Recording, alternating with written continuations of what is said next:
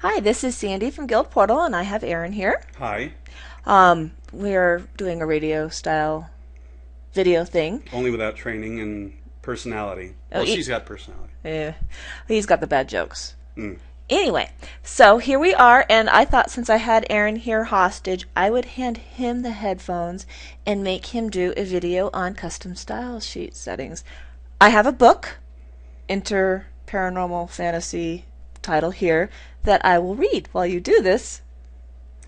That's great. All right. I didn't know about this beforehand, by the way. So let me change spots with him, because it's fun to surprise Aaron. He loves it. And I'm going to give him the headphones, so I'll be the faraway fishbowl sounding one now. Okay, let's see. Faraway fishbowl sounding person. Yeah. All right, custom CSS is for those who really want to customize their site beyond the point-click tools that we've got. Which are wonderful. Yes, they are wonderful. They're just fantastic. Go into the control panel.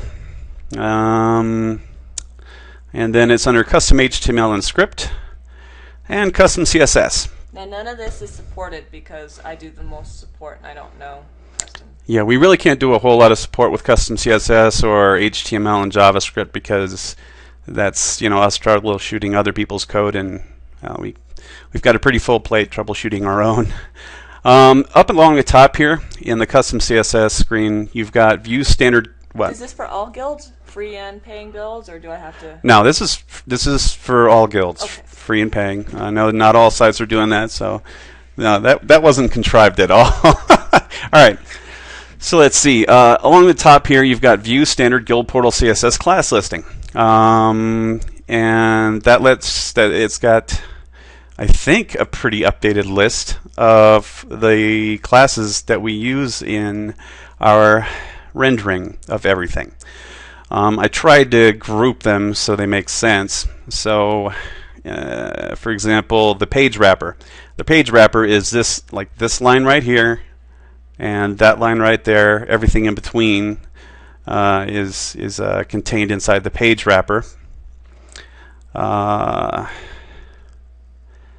bring these back up. State bar, that's the bar that appears beneath if you've got normal nav or tab layout, straight bar or tab layout, it's the little bar that appears beneath or above, depending on your settings, that's got the user's state in it, like, welcome so-and-so, and log in, log out, control panel, all that stuff. So also you click on this, you click on any of these, and you get a little description beneath. So I can, I guess, stop telling you what they're for. You can just browse through this at your leisure and see. Well, maybe you should tell them what the main categories are so they know the main things they can change. Okay. So pages, these are, top level stuff. The structure of your site. Navigation, if you're using the tabs, the old style tabs, like the original style. And then straight bar. These are, we've got a wrapper around it. Normal tab, that's the default. Active, meaning the one that they're currently on, and mouse over when they hover it. You can set the style for that. In fact, let's use that as an example. So we've got the straight bar active tab, or straight bar hover tab we'll mess with. See how I'm hovering over that, and it changes its style. Now that's all from the point and click settings. But say I want to modify that a little bit using custom CSS. You have two options here. You've got full custom CSS, which is a complete style sheet replacement.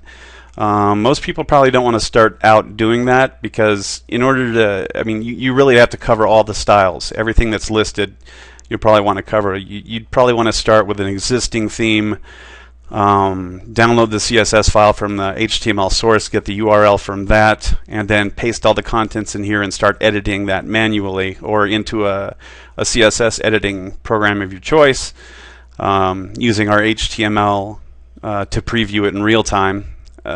So that's really the full-on, I'm completely going to change the way this looks way to do things. Yeah. I thought you were going to read. I probably should.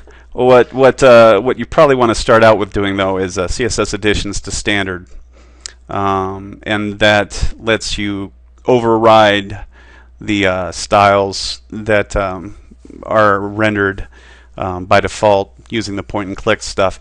But the nice thing about it is that anything you don't specifically override will be rendered the way it normally would have been rendered. So let's say, let's see, I'm going to put in a rule for a straight bar, mouse over tab, and My spelling. I'm going to, what? You make fun of my spelling. You don't even use spaces. I know, it's, yeah. Text decoration equals underline. Okay. And enabled, yes.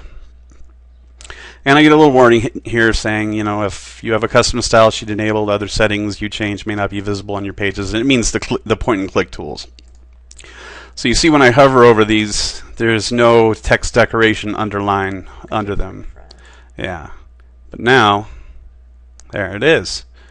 See, but I still get to keep the point and click style settings, like the gradient image from top to bottom that I already had is still there. It's just added to it. That's because you used that second page. It's because I used CSS. It's because I used additions to standard instead of full custom CSS. And there are a lot of great tutorials out there on CSS and the different stuff you can do, the different styles and things you can apply. You just Google CSS and you'll see a whole bunch of stuff. That's if you're just starting out. But these, yeah. I personally, and this is just me, if you're not already an advanced user, I don't know why our site's so good. Oh, stop it. I mean, we have so much point and click stuff that it's just, for me, it'd be frustrating to learn it, which is why I've never learned it. But you were going to continue naming the... Yeah, our site's so good. And we're so modest about it. I didn't write it. Oh, okay. Well, I did, and it's okay. All right, so that's straight bar gradients. I tell you, it is the most customizable out of the Guild hosting stuff that's out there. Read your list. Widget layout. Every widget is wrapped by GP widget. And then content box is the border around these thingies here, around the content boxes. And then the title is the top part, and then you've got the body. Grids and lists, like the forums table, just lists in general. And then you have a specific stuff for forums, because, people want them. They're there. Calendar's got some specific stuff. Event, agenda, event time, today's, so you'll style what the cell looks like for today. Global utility classes, these are things we've added in there, like the pager wrapper. Whenever you see a pager from, page 1 to 25, it'll be wrapped in here, and then an item, and then an active one, the current page, that kind of stuff. Dialogues and notices. This is a little loading thing that appears at the bottom of Guild pages when an AJAX call is happening, which is happening more and more now.